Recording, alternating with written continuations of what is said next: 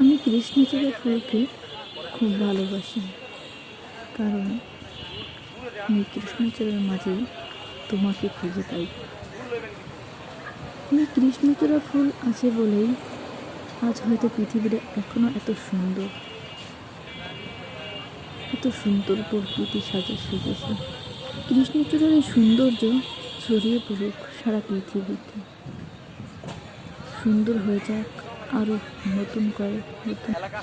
আমি কৃষ্ণচূড়া ফুলকে খুব ভালোবাসি, কারণ আমি কৃষ্ণচূড়ার মাঝে তোমাকে খুঁজে পাই। প্রকৃতি কত সুন্দর, প্রকৃতি কত সুন্দর সেজেছে। না জানি আমার আল্লাহ আরও কতটা সুন্দর।